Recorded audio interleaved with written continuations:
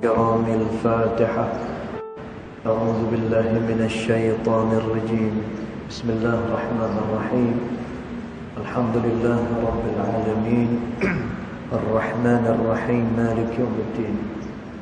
إياك نعبد وإياك نستعين. اهدنا الصراط المستقيم صراط الذين أنعمت عليهم غير المغضوب عليهم ولا الضالين. آمين.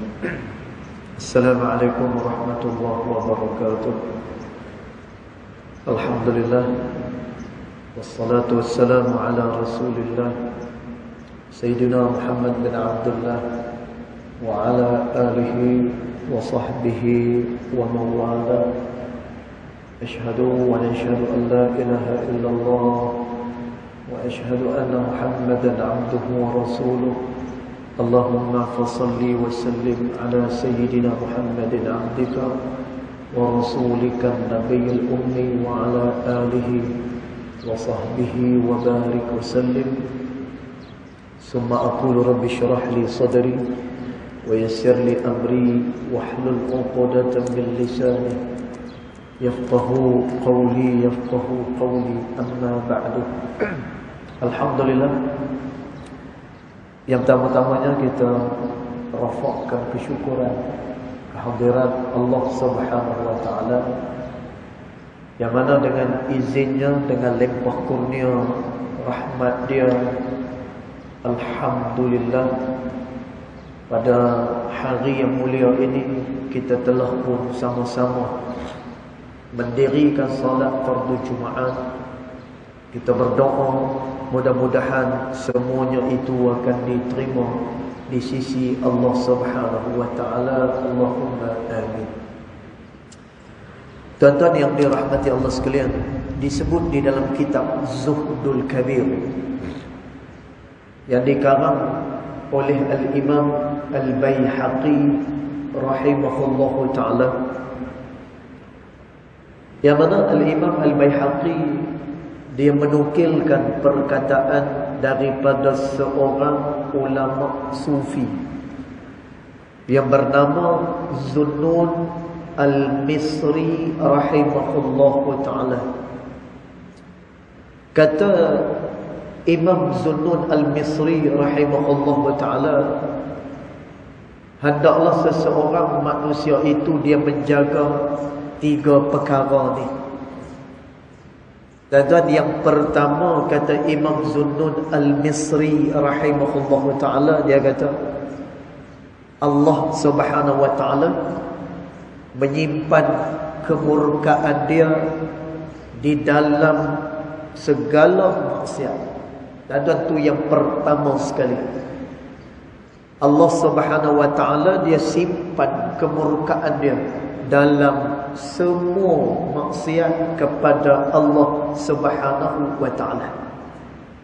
Dan tuan, maknanya apa? Jangan sama sekali kita memandang dosa itu adalah satu benda yang kecil. Ya, memang ada dosa besar dan juga ada dosa kecil. Tetapi kita tak boleh nak pandang kalau dosa kecil itu sebagai dosa kecil, kerana kata Nabi sallallahu alaihi wasallam, orang yang beriman kepada Allah, dia melihat dosa itu ibarat gunung yang akan menghempak kepala dia.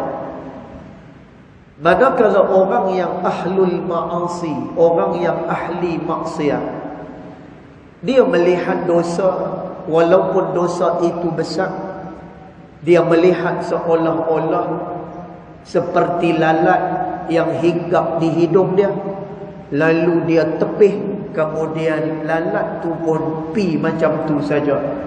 Dan tuan, maknanya ada orang yang mempermudahkan dosa kepada Allah. Jadi kata Imam Zunnun Al-Misri rahimahullahu ta'ala, jaga-jaga, dia kata Allah Subhanahu wa ta'ala dia simpan kemurkaan dia dalam setiap maksiat yang dilakukan oleh seseorang manusia. Dan tuan, sebab tu kita tak tahu Manakah dia maksiat yang kita buat yang ianya akan dipandang sebagai benda yang besar pada sisi Allah Subhanahu wa ta'ala, yang menyebabkan kita kufur, yang menyebabkan kita akan jadi orang yang jauh daripada Allah Subhanahu wa ta'ala. Kerana kemurkaan itu Allah Ta'ala simpan di dalam setiap maksiat kepada dia. Itu satu. Dan yang kedua, kata Imam Zunnun Al-Misri rahimahullahu ta'ala, jangan kalian memandang rendah kepada kebaikan, kerana Allah Subhanahu wa ta'ala menyimpan keredaannya pada setiap ketaatan yang dilakukan oleh manusia.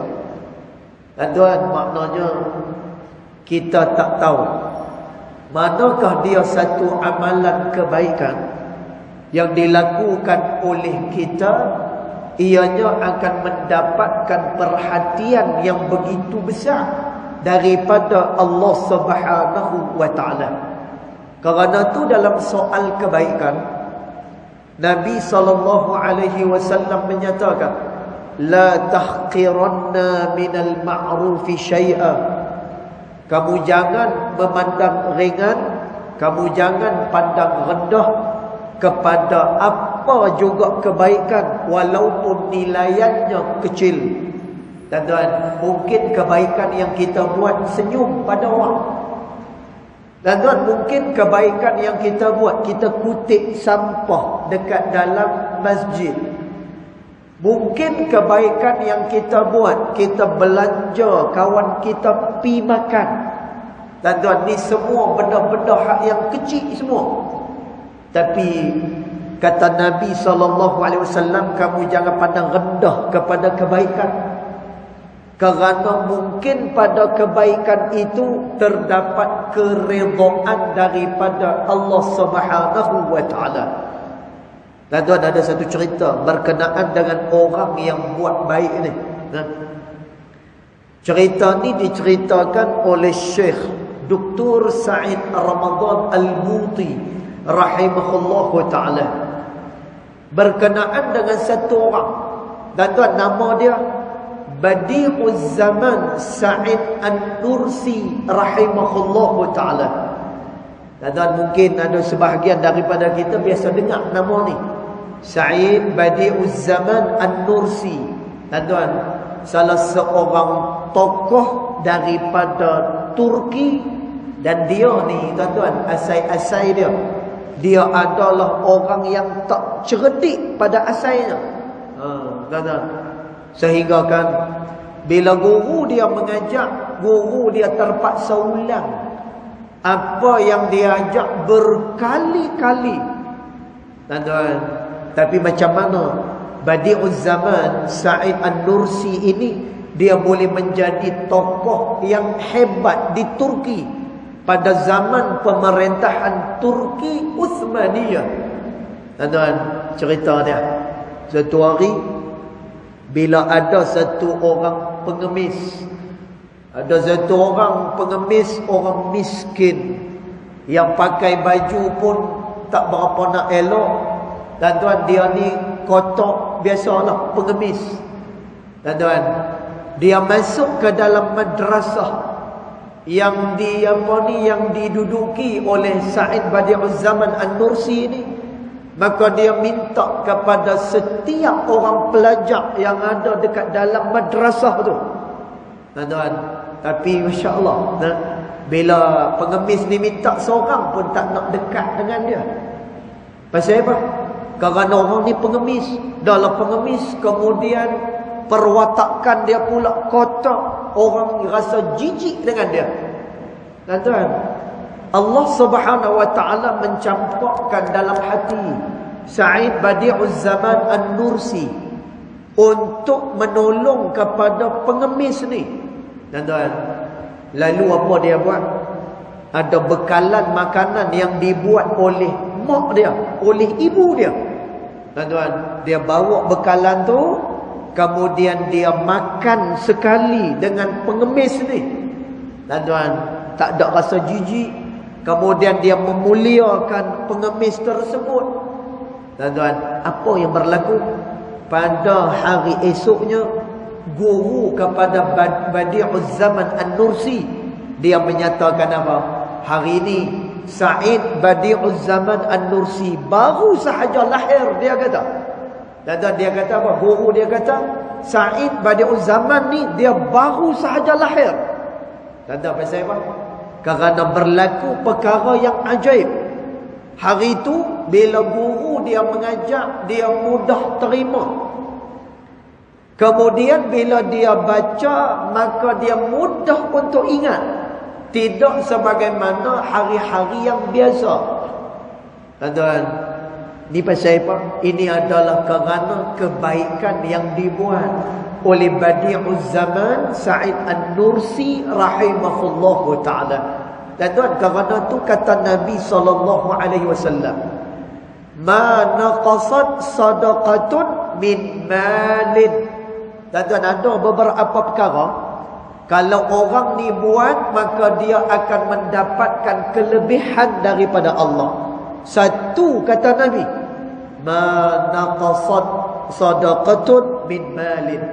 Orang yang bersedekah, harta dia tidak akan kurang, kata Nabi SAW. Tuan-tuan, tapi saya nak beritahu sikit, maksud bila mana seseorang bersedekah dan dia punya harta dia tak berkurang, maknanya apa yang dia beri, dia akan mendapatkan balasan pada sisi Allah. Tuan-tuan, nanti ada orang nanti takut nanti dia keluarkan duit dah.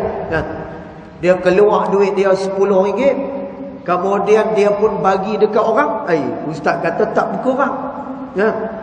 Tapi saya bagi RM10, habis RM10. Dah lah RM10 tu nak buat makan.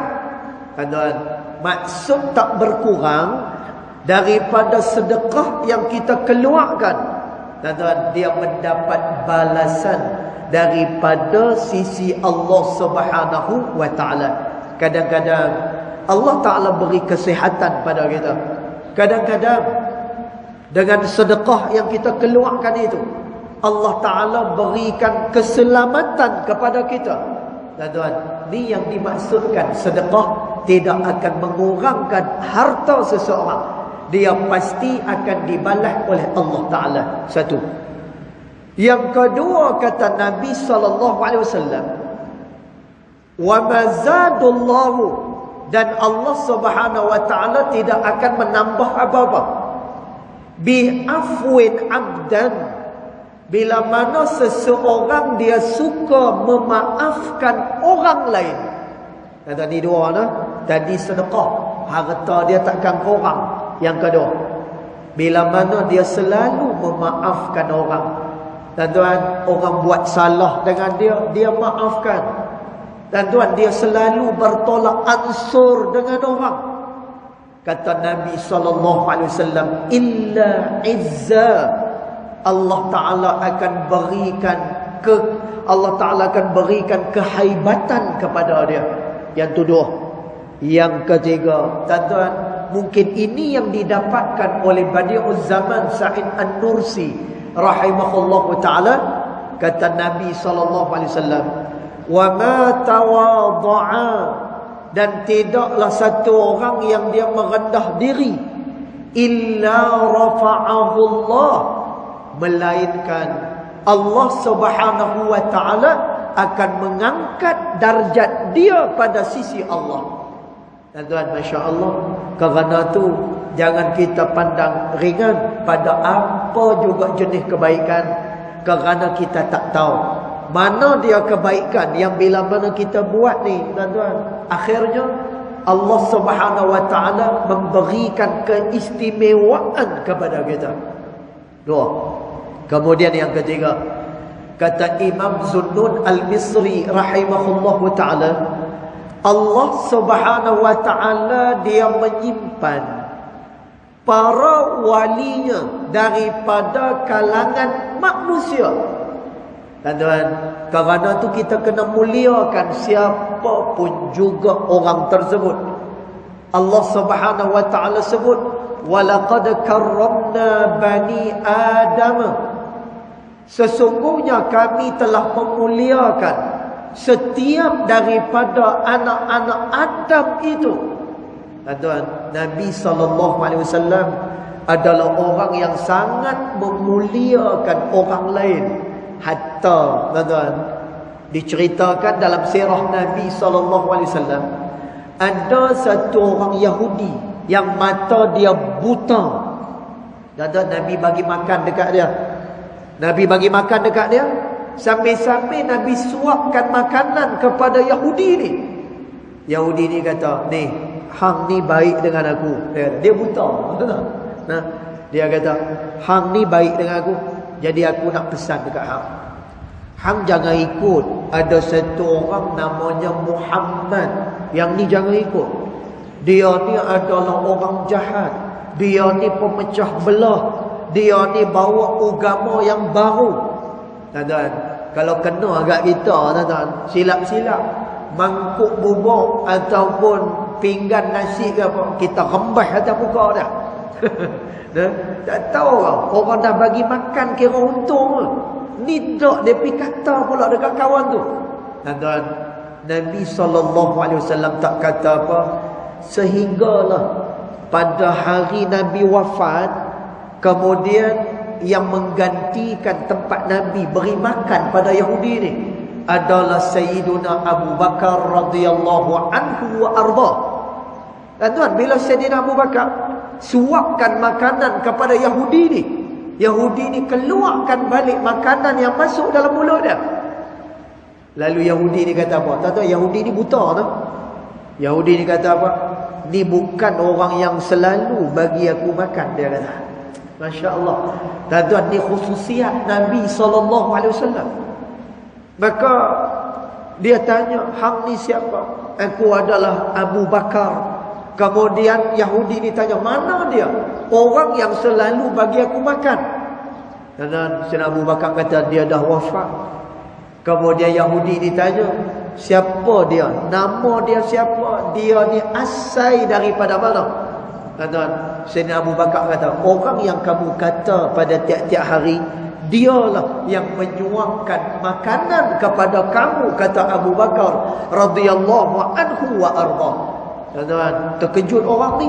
Akhirnya Yahudi ni pun dia beriman kepada Allah Subhanahu wa taala. Tuan-tuan, Nabi ajak kepada kita supaya kita memuliakan mana-mana orang pun juga.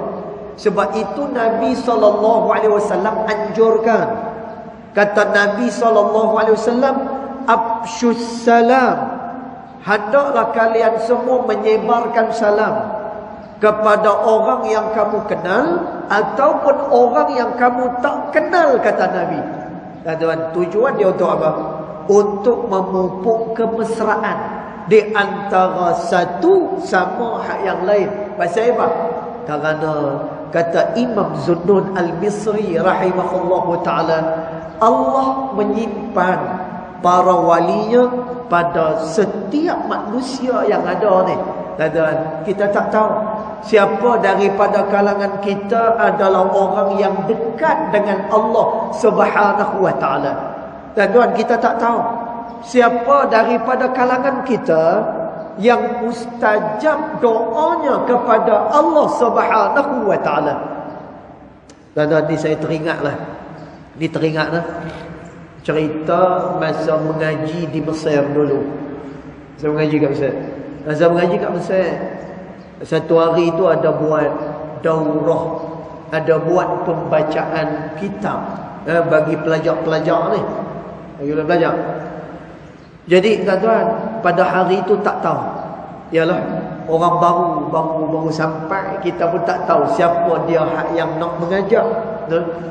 Tiba-tiba masuk satu budak rambut panjang, kemudian pakai luar jin, pakai pula baju jaket kulit. Ya Allah, tuan-tuan, dekat sana tu kalau time musim sejuk kena pakai macam tu. Sejuk.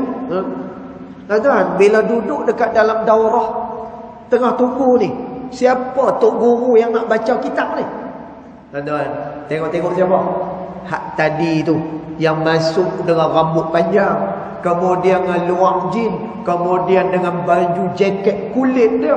Masya-Allah. Tuan-tuan, dia baca kitab apa? Qalyubi wa Umairah. Ni syarah kepada kitab Minhajut Talibin yang dikarang oleh Al-Imam Nawawi rahimahullahu taala. Tuan-tuan, jadi nak ceritanya apa? Kita jangan hukum manusia pada zahirnya sahaja, tetapi kita tak tahu bagaimana kedudukan seseorang itu pada sisi Allah Subhanahu wa taala. Kerana tu kita kena senantiasa berbaik sangka dan juga memuliakan setiap orang yang kita jumpa dengan dia. Dan sebab itu kita ingat 3 perkara ni. Pertama, Allah Ta'ala simpan kemurkaan dia pada setiap maksiat. Maknanya jangan berani-berani buat maksiat. Siapa tahu maksiat yang kita buat menyebabkan Allah benci kita buat selama-lamanya. Dan yang kedua, Allah simpan keredaan dia di dalam semua ketaatan. Tuan-tuan, kita tak tahu mana satu ketaatan yang akan mengangkat darjat kita pada sisi Allah. Ketiga, hormat kepada orang. Pasal apa?